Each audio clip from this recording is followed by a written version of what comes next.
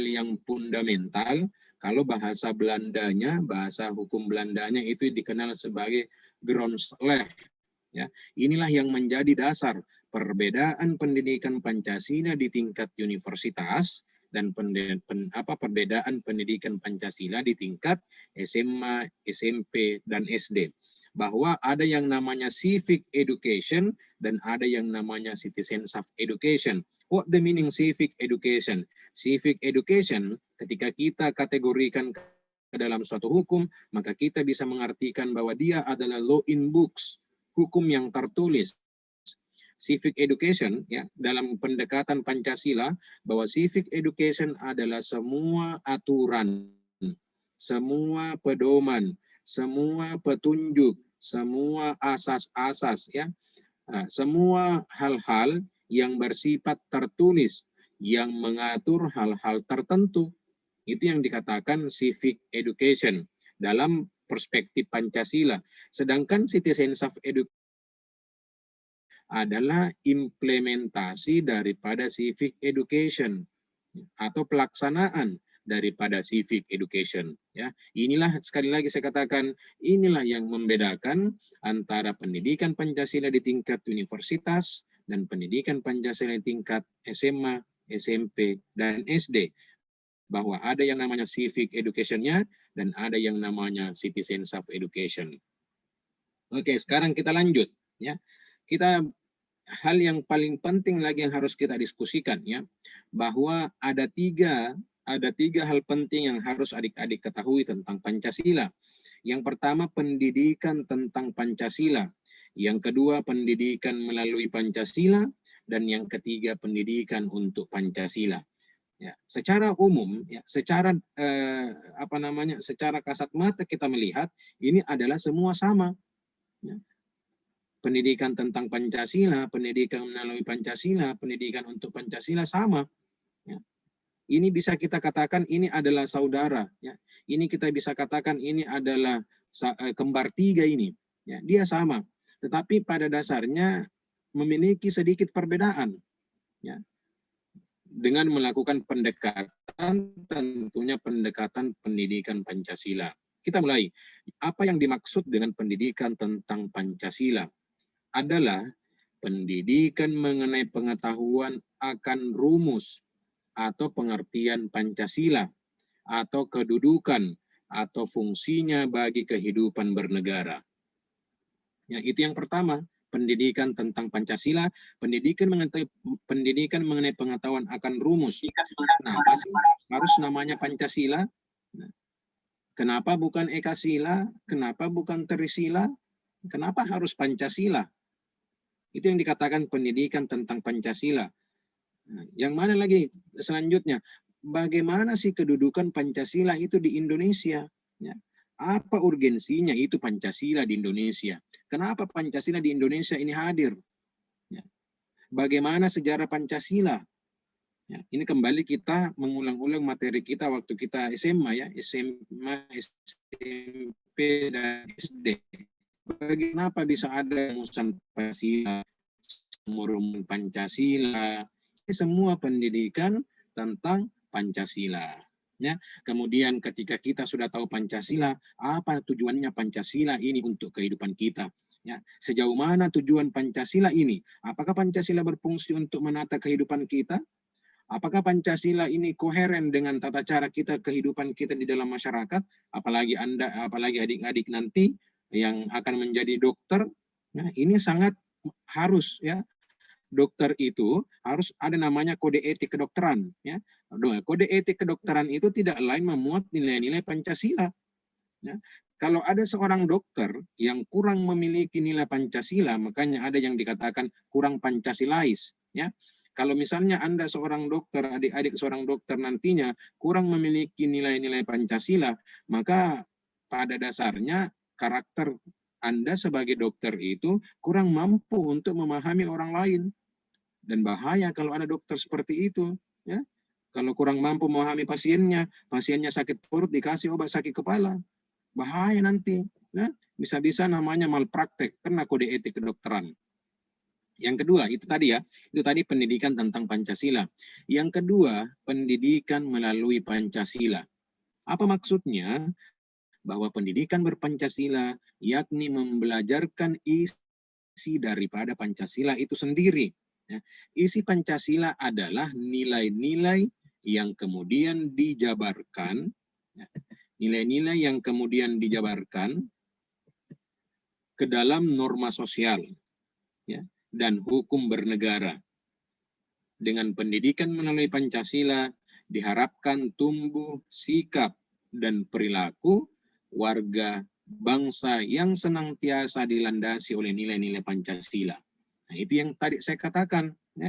Setelah kita nanti memahami Pancasila, setelah kita nanti mengetahui kedudukan Pancasila, baik kedudukan Pancasila untuk diri kita sendiri, baik kedudukan Pancasila untuk keluarga kita, baik kedudukan Pancasila untuk lingkungan kita, dan baik kedudukan Pancasila untuk kepentingan masyarakat bangsa dan negara kesatuan Republik Indonesia.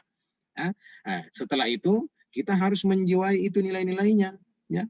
Ada 5 nilai Pancasila itu. Yang pertama nilai ketuhanan, ya. Yang kedua nilai persatuan, nilai keadilan, ya, nilai permusyawaratan, ya, dan nilai nilai musyawarah, ya. Jadi ada 5 nilai dalam Pancasila itu. Nah, inilah yang dikatakan pendidikan melalui Pancasila. Jadi saya harapkan bahwa adik-adik mahasiswa jangan hanya sekedar belajar Pancasila, tetapi harus menjiwai, ya, harus menjiwai nilai-nilai Pancasila ini. Apa sih maksudnya ketuhanan yang Maha Esa itu? Apa sih maksudnya persatuan Indonesia itu? Ya, itu semua harus kita jiwai. Kenapa? Karena kalau kita jiwai seperti ini, maka apapun profesi adik-adik nantinya, mau ke adik-adik menjadi akademisi, atau mau ke adik-adik menjadi praktisi, ya, atau mau ke adik-adik menjadi profesional nanti di bidangnya apapun itu, ketika adik-adik menjiwai nilai-nilai Pancasila, maka insya Allah yakin dan percaya semua perbuatan adik-adik itu akan bernilai yang positif. Kenapa? Karena nilai dalam Pancasila dikatakan kalau bahasa hukumnya, Pancasila itu merupakan living law. Pancasila itu merupakan hukum yang hidup, ya, di hati sanubari masyarakat. Pancasila itu bersumber daripada hati sanubari masyarakat. Karena dia bersumber daripada hati, ya, maka atau bersumber daripada perasaan, maka semuanya itu pasti bermuara kepada hal-hal yang baik. Semuanya itu pasti bermuara kepada hal-hal yang positif. Ya, yang ketiga, bahwa pendidikan untuk Pancasila. Ya. Apa itu? Bahwa pendidikan yang berisi kajian-kajian masalah kebangsaan dan kemasyarakatan Indonesia yang dikaji dari atau menurut perspektif Pancasila. Pendidikan untuk Pancasila adalah belajar untuk membangun tatanan kehidupan bermasyarakat, berbangsa dan negara Indonesia. Yang apa? Yang religius. Ya. Sesuai dengan nilai yang pertama yang ada dalam Pancasila itu adalah nilai ketuhanan. Apa maksudnya? Bahwa segala aktivitas, ya, segala aktivitas yang menyatakan dirinya sebagai warga negara Indonesia, maka segala aktivitasnya haruslah berlandaskan pada nilai ketuhanan. Haruslah berlandaskan pada nilai religius. Ya. Bukan berlandaskan pada faktor-faktor tertentu. Bukan berlandaskan pada materi. Bukan berlandaskan pada hadiah. Bukan berlandaskan kepada pemberian orang. Tetapi ini yang pertama, nilai religius. Ya. Nilai keagamaan, nilai ketuhanan. Ya. Nah, apabila nantinya adik-adik sudah menjadi dokter misalnya ke depannya, saya doakan mudah-mudahan menjadi dokter yang profesional di bidangnya masing-masing. Ini harus diterapkan, ya, nilai ketuhanan yang harus kita kedepankan. Ya. Semua apa yang dimaksud nilai ketuhanan, tanamkan dalam diri Anda bahwa apapun yang saya perbuat, jangankan diperbuat, ya, apapun yang saya pikirkan, kemudian saya perbuat, itu dilihat, ya, dan dipantau oleh Tuhan. Itu yang dikatakan nilai ketuhanan, religius. Ya. Yang kedua, bahwa beradab. Nah, ini yang saya tadi katakan, ya. Kita banyak sekali kasus ya, banyak sekali kasus yang terjadi tentang malpraktek itu. Kenapa demikian adanya? Kita juga tidak bisa salahkan 100% dokter, ya.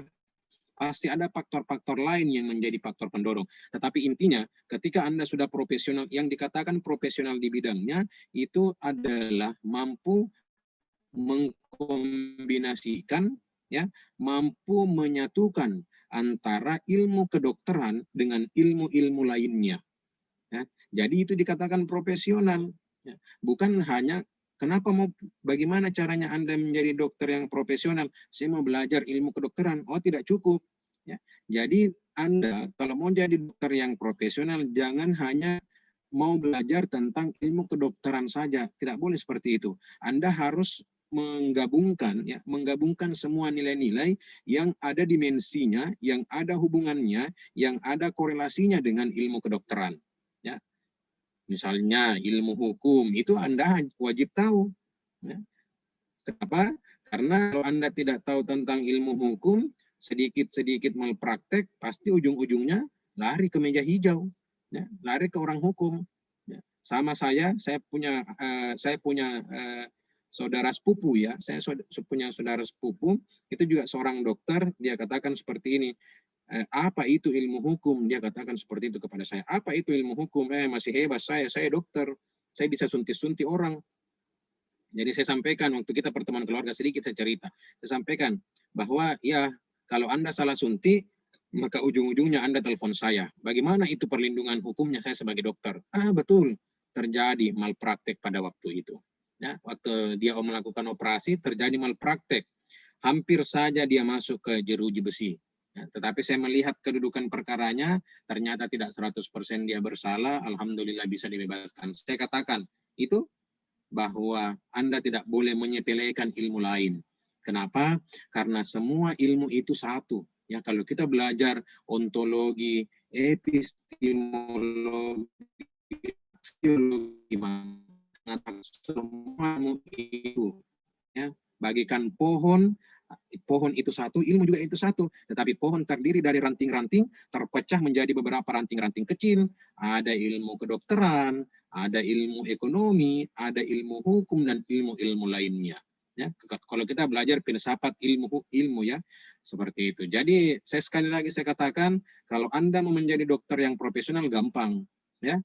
Belajar dengan baik ilmu kedokteran ditambah dengan belajar ilmu-ilmu lain yang memiliki korelasi dengan ilmu kedokteran. Sehingga terwujud ini semua, ya, religius, beradab, bersatu, ya. Bersatu ini kan kalau kita ilustrasikan atau kalau kita dalam perspektif kedokteran, kita punya ID, ya, Ikatan Dokter Indonesia. Ini di sini dia bersatu, ya. Ini namanya ada kesatuannya itu dokter, ya. Jadi ini yang dikatakan bersatu, ya, demokratis dan berkeadilan, ya. Inilah yang dikatakan pendidikan untuk Pancasila. Sampai di sini, any question? Ada pertanyaan? Silahkan adik-adik.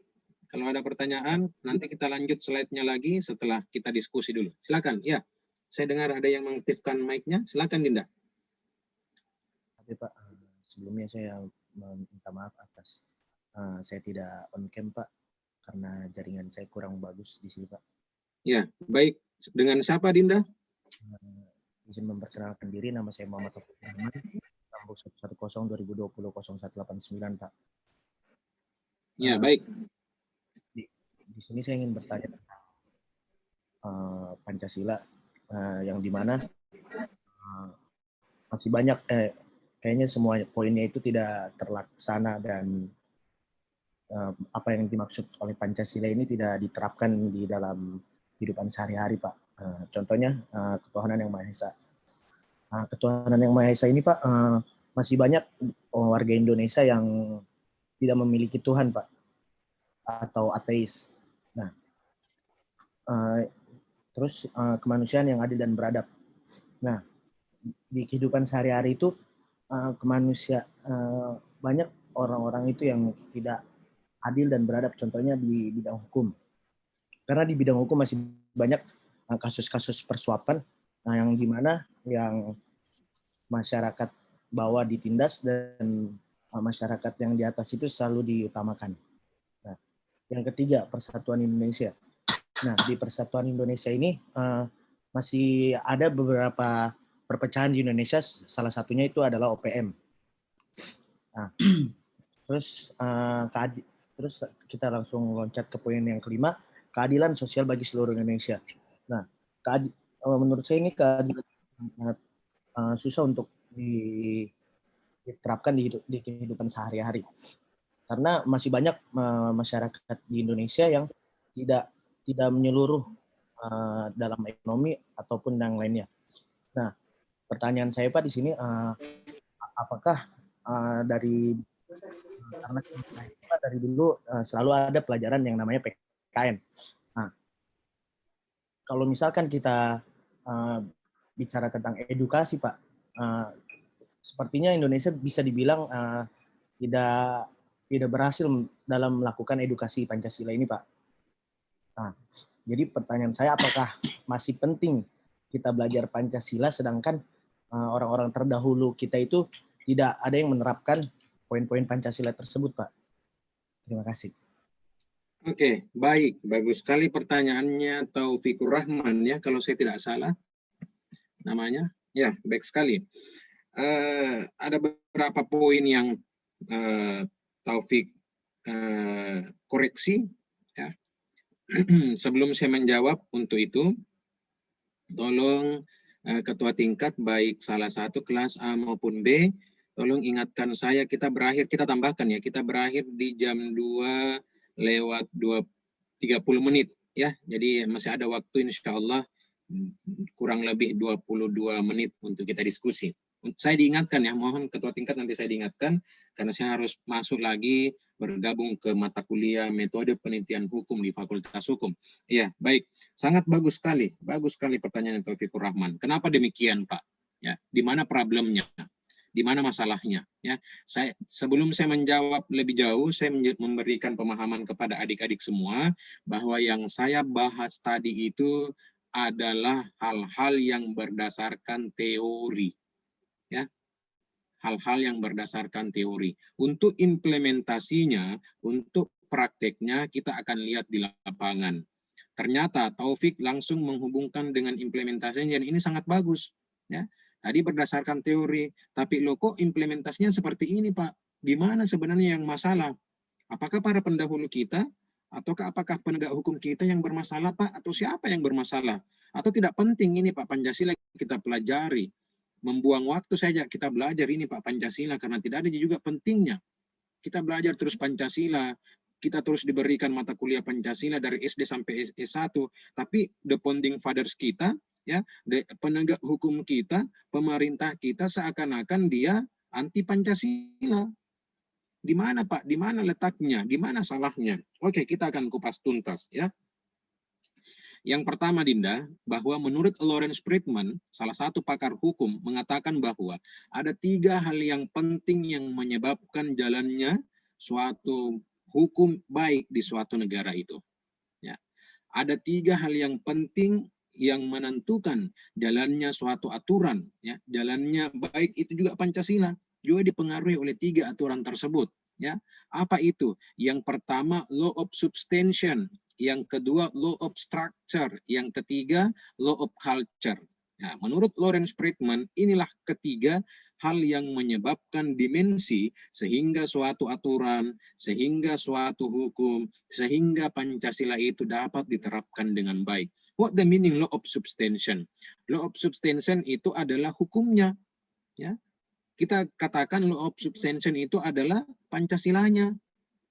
Yang mana itu law of structure? Law of structure itu adalah penegak hukumnya.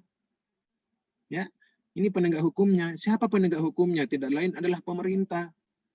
Ya. Siapa penegak hukumnya? Tidak lain adalah pelaksana negara, presiden sampai ke bawah, sampai camat, lurah, RT RW. Ya, itu semua adalah penegak hukum di Indonesia. Kemudian yang ketiga adalah law of culture. Apanya? Budaya hukumnya. Budaya hukumnya siapa? Budaya hukumnya masyarakat. Ya. Ini juga berpengaruh. Ya. Meskipun Pancasilanya sudah bagus, meskipun pemerintahnya juga sudah bagus menerapkan Pancasila, ternyata budaya masyarakatnya itu belum menerapkan Pancasila.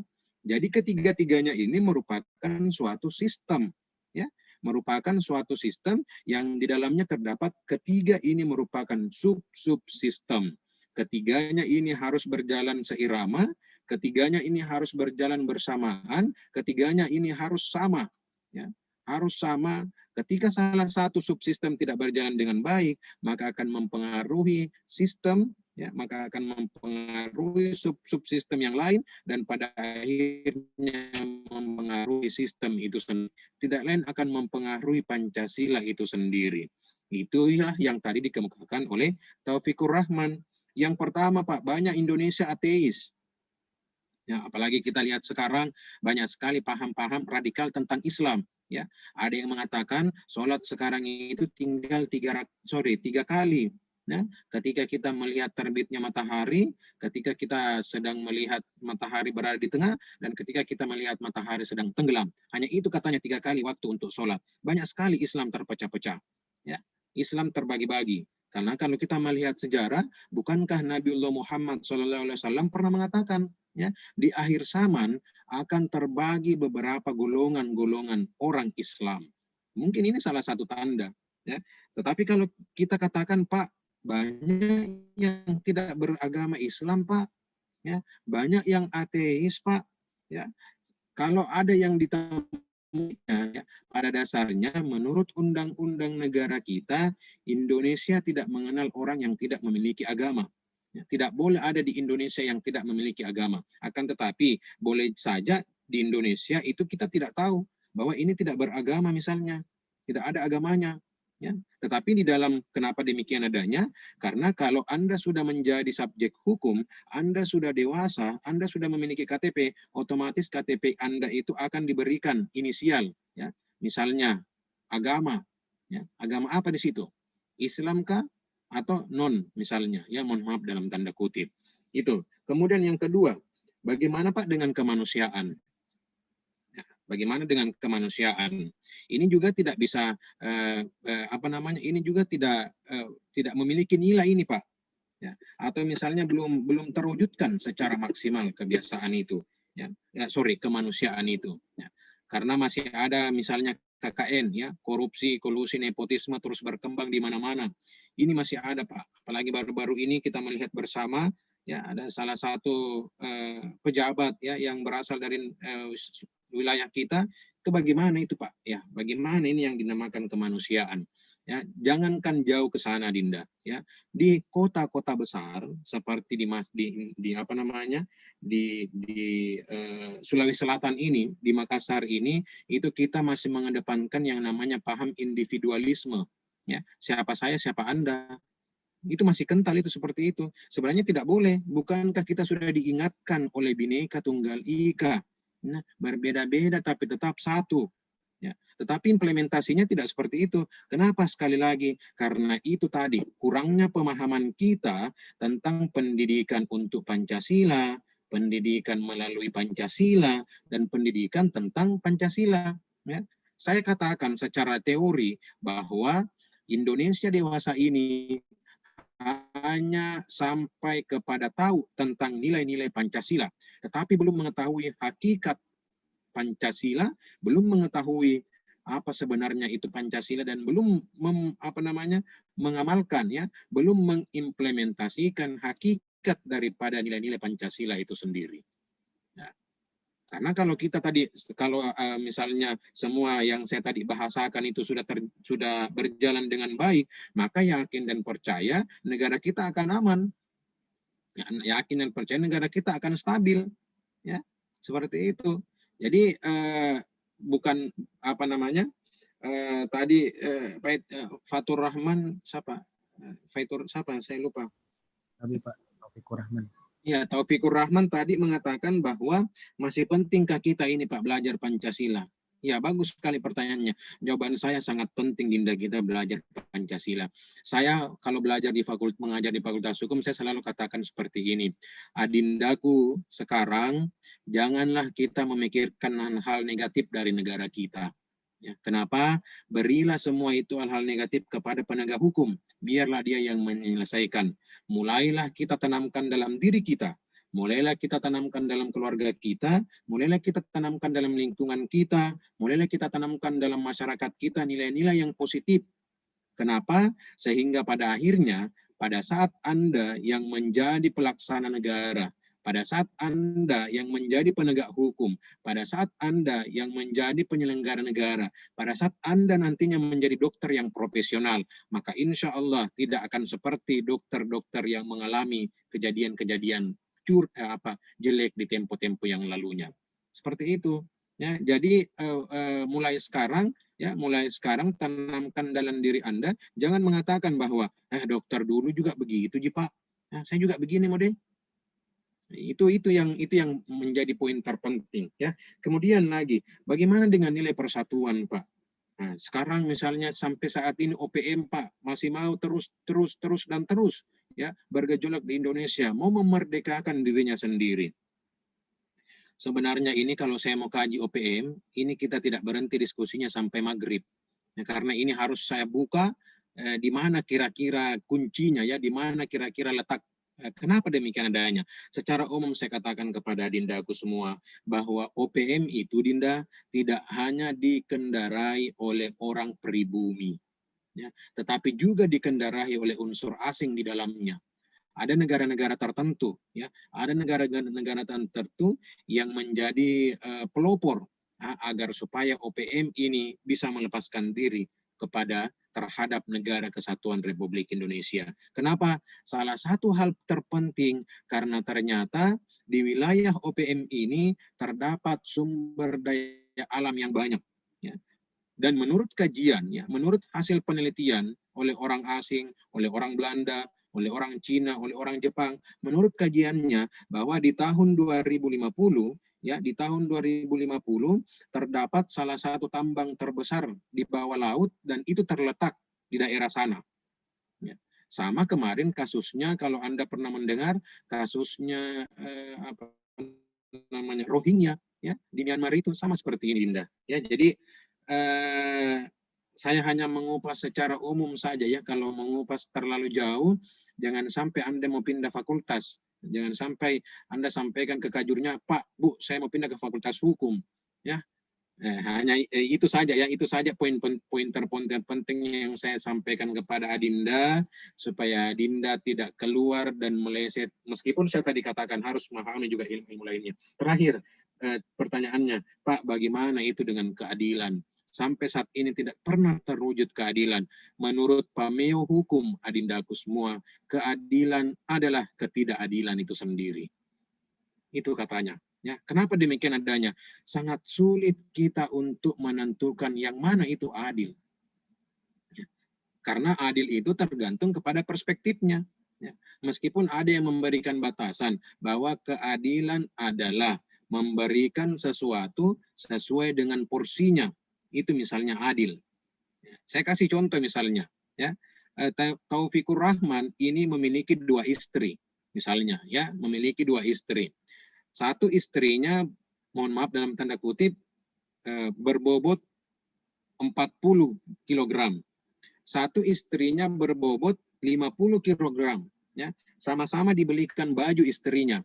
Tidak mungkin yang satu dibelikan S, tidak mungkin kedua-duanya dibelikan ukuran S. Ya, pasti ada satu S, ada satu M. Cemburu yang satu, kenapa belikan dia M? Harus juga belikan S. Nah, cemburu juga yang satu, kenapa kau belikan dia S? Harus juga belikan M. Nah, inilah keadilan. Bahwa menurut pameo hukum, keadilan itu adalah ketidakadilan itu sendiri. Sangat sulit kita untuk menentukan keadilan. Tetapi apapun itu sebaiknya kita harus mengedepankan yang namanya keadilan, bukan untuk tidak mau berbuat adil, ya, tetapi kita berusaha untuk mewujudkan yang namanya keadilan. Makanya Dinda, saya katakan di awal, saya sangat berharap, ya, Anda adalah calon-calon dokter profesional di masa akan datang, ya. Di tangan Anda, di pundak Anda sekarang ini ada tanggung jawab besar yang diamanahkan negara kepada Anda.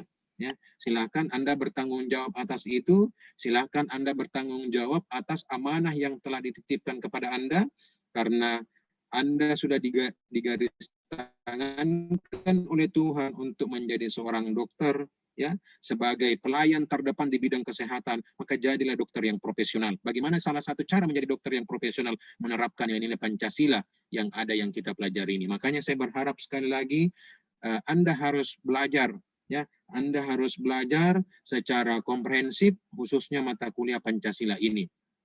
Ya, belajar dengan giat, hadir terus mengikuti perkuliahan, dan mencoba untuk memahami, ya, mencoba untuk memahami materi yang saya berikan, dan mencoba mulai dari sekarang untuk mengaplikasikannya mulai dari tingkat terkecil hingga tingkat yang terbesar, ya, karena ada pepatah yang mengatakan asal bisa karena biasa, ya.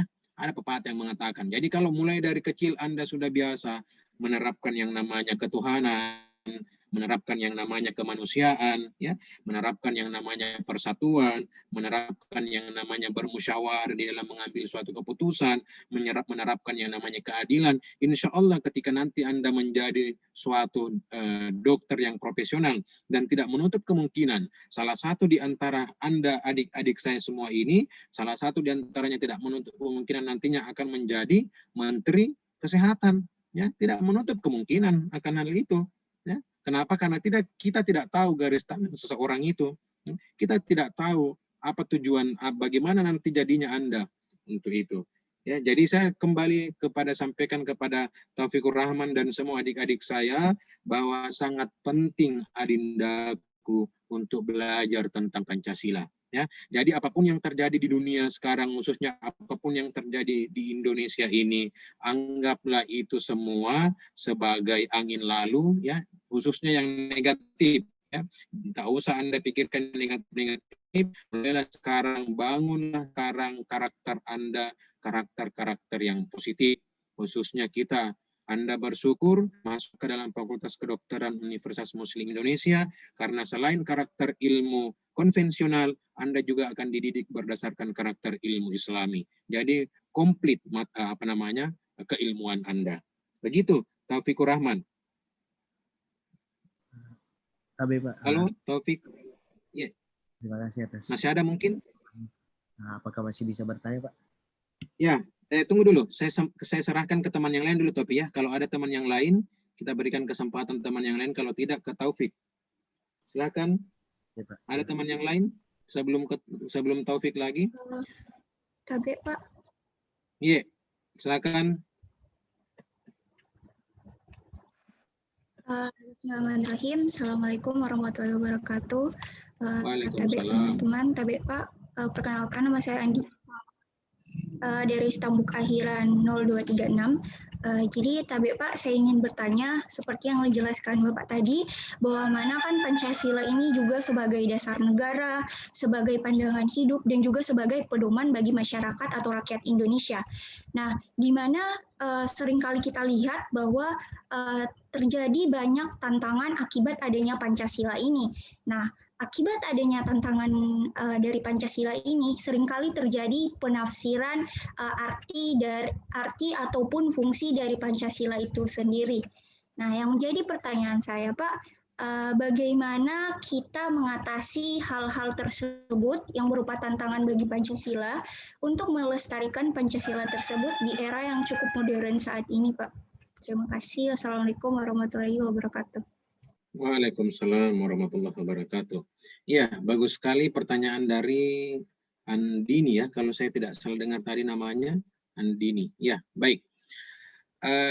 Pertanyaannya Andini sangat bagus. Bagaimana, Pak, kita bisa kita bisa membendung, ya, atau kita bisa tidak mengikuti modernisasi perkembangan zaman, di mana modernisasi perkembangan zaman ini pada hakikatnya tidak sesuai dengan nilai-nilai Pancasila.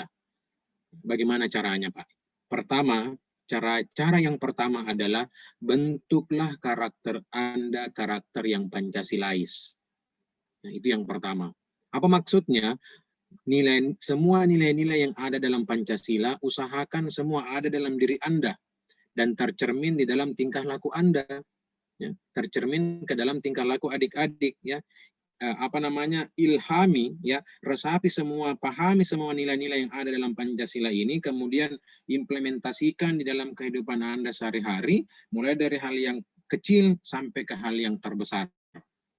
Ya, mulai dari sekarang, mulai dari diri Anda. Kalau Anda sudah implementasikan dari diri Anda, cobalah implementasikan dengan keluarga dekat Anda. Kalau sudah diimplementasikan keluarga dekat Anda, cobalah keluar sedikit ke tetangga Anda. Sudah diimplementasikan ke tetangga Anda, cobalah keluar sedikit lagi ke lingkungan yang lebih besar. Keluar lagi sampai terus sehingga semua ketika misalnya tadi Andini menularkan ini, kemudian si B menularkan ini, si C menularkan ini, sampai si Z menularkan semuanya virus-virus yang baik ini, ya. Kita berbicara virus karena kedokteran, ya, virus-virus yang baik ini ditularkan, maka insya Allah semua virus-virus yang ada di Indonesia semuanya virus yang baik. Ya. Kenapa? Karena kita sudah menularkan semua ini. Ya, itulah tujuan Anda mempelajari pendidikan Pancasila. Nah, sekarang Anda sudah punya konsep sedikit tentang Pancasila, tularkan kepada orang tuanya, tularkan kepada saudara-saudaranya, tularkan kepada keluarganya, tetangganya, kerabatnya, dan semuanya, sehingga paham, oh seperti ini konsepnya. Itu yang pertama. Yang kedua, dengan Anda sebagai jati diri Pancasilais, maka apapun terjadi perkembangan-perkembangan yang tidak sesuai dengan nilai-nilai Pancasila, itu Anda tidak akan ikut-ikutan. Ya, kenapa? Karena kita punya budaya sendiri. Ya, orang Indonesia itu punya budayanya sendiri. Contohnya misalnya, sekarang lagi tren Korean style, ya, kalau saya tidak salah lagi tren seperti itu. Wah, semua mau arah ke sana, ya.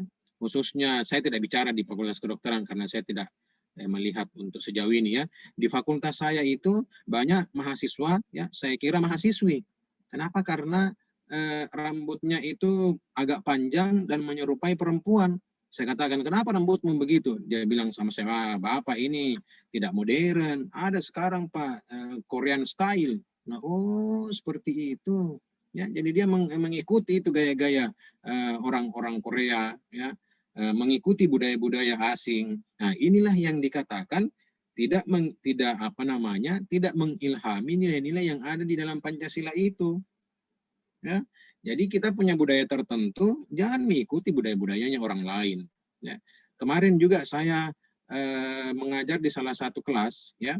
Kemudian kebetulan mahasiswinya itu bertemu dengan saya di salah satu tempat, ya, salah satu tempat di Makassar.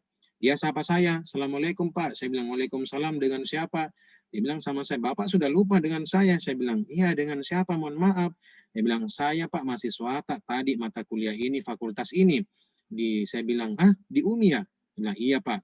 Saya katakan, singkat cerita, saya tidak pernah memiliki mahasiswi, apalagi di UMI, yang tidak menggunakan jilbab. Ya, dia katakan, weh Pak, kan ini bukan di kampus, jadi dilepas jilbab Pak. Nah, inilah yang dikatakan, bahwa kita tidak menggunakan nilai-nilai Pancasila dalam kehidupan kita sehari-hari. Ya, nah, jadi itu harus diilhami, ya, harus diilhami yang seperti itu.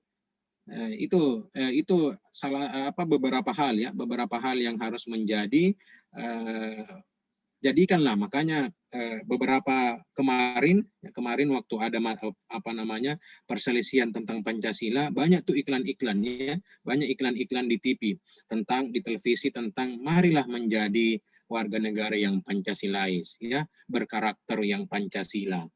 Ya, seperti itu. Siapa tadi, Andini kalau tidak salah. Bagaimana caranya kita Pak menanggapi, bagaimana caranya kita membendung terhadap perkembangan zaman yang sekarang semakin maju, ya, setiap detik berubah-berubah, setiap detik ada perubahan. Caranya yang paling penting adalah menjadikan diri Anda berkarakter Pancasila. Ya. Yang mana itu orang yang memiliki karakter Pancasila? Orang yang senantiasa memahami dan mengimplementasikan semua nilai-nilai Pancasila, baik untuk dirinya sendiri maupun untuk lingkungannya. Seperti itu. Siapa? Andini, kalau saya tidak salah, Ainun atau ya Andini. Begitu ya, Andini? Iya Pak, terima kasih banyak atas penjelasannya Pak. Oke, Dinda. Ada lagi sebelum kita ke Taufikur Rahman? Tapi Pak, Silakan. waktunya sudah 14.30 Pak. Tadi katanya mau diingatkan Pak. Tapi Pak. Oh iya. Oke Dinda, baik. Siapa yang ini? Siapa hostnya ini? Alfat Aldana yang mana? Boleh bersuara? Iya, tapi Pak. Ya, Bapak Ketua. Ya. Ini terekam di komputer Alfat atau gimana ini? Iya Pak, saya rekam di komputerku Pak, nanti dikirim di Google Drive untuk dipelajari atau direview Pak. Oke, baik. Minta tolong untuk Alfat, nanti kirimkan juga ke saya ya, bisa dikirimkan ke saya. Nanti saya kirimkan emailnya atau saya kirimkan apa? Bisa saya kirimkan email nanti ke Alfat ya, untuk saya jadikan juga sebagai bahan. Mohon maaf ya, siapa tadi? Taufikur Rahman, mohon maaf sekali lagi, bukannya saya tidak mau berdiskusi lebih jauh dengan Adinda dan adik-adik semua, karena segala sesuatu itu kita hidup di dunia terbatas oleh waktu. Ya, jadi mohon maaf sekali lagi Adindaku semua. Insya Allah kita lanjut minggu depan. Ya, jadi pertanyaannya Taufikur Rahman boleh dicatat dulu di kertasnya untuk bisa dipertanyakan minggu depan. Ya, dan insya Allah selanjutnya nanti Anda boleh jalan-jalan ke YouTube saya, bukan jalan-jalan pakai kaki ya, bukan juga naik kendaraan, bukan ya. Ini adalah makna konotasi. Anda bisa jalan-jalan, bisa berselancar di akun YouTube saya. Di situ banyak materi-materi, khususnya tentang materi Pancasila, materi kewarganegaraan, materi hukum juga banyak di situ. Adik-adik boleh memutar mendengarkan materi-materi supaya ada tambahannya.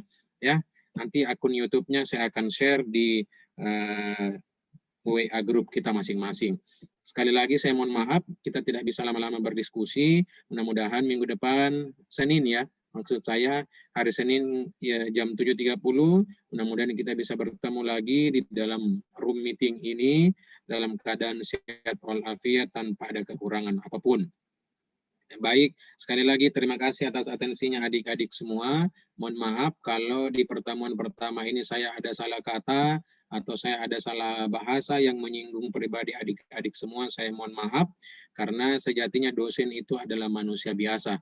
Sejatinya saya juga adalah manusia biasa ya. Dosen itu bukan Tuhannya ilmu pengetahuan. Ya, kalau ada salah-salah materi, salah-salah bahasa, mohon dimaafkan dengan sebesar-besarnya. Demikian sekali lagi, sebelum saya tutup, sekretaris masing-masing kelas absennya sudah ready untuk di-share? Boleh berkomentar? Pak, sudah, Pak. Oke, alhamdulillah. Ini dari kelas berapa, Dinda? Tapi Pak dari kelas A, Pak. Iya, yang kelas B mohon bantuan? Tapi Pak, sudah, Ya. Pak. Alhamdulillah. Terima kasih untuk kedua sekretaris kita yang cantik ya, karena perempuan.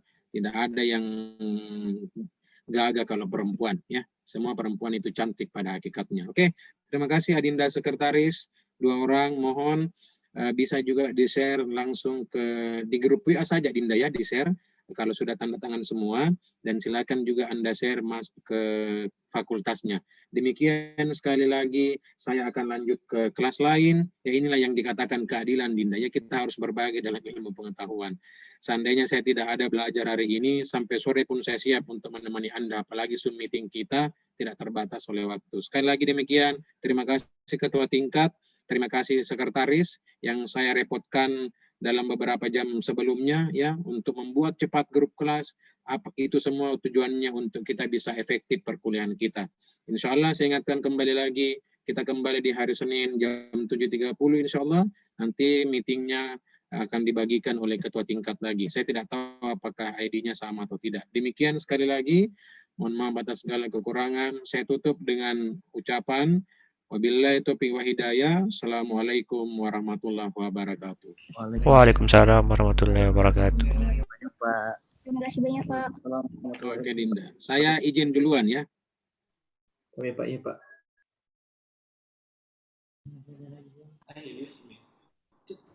Bisa jelek teman-teman.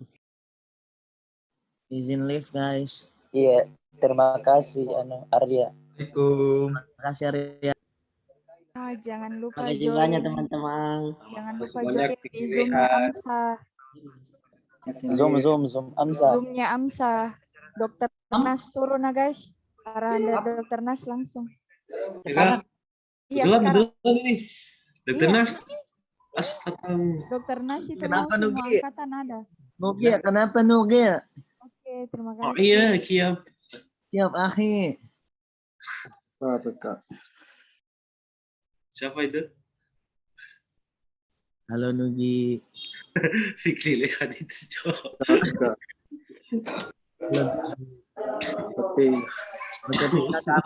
Amsa. Assalamualaikum. Salam.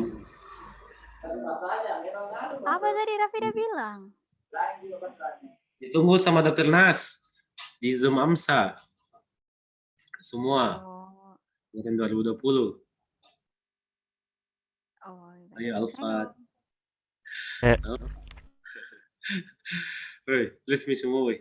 Assalamualaikum. Waalaikumsalam. nanti live aja. Saya admin ah.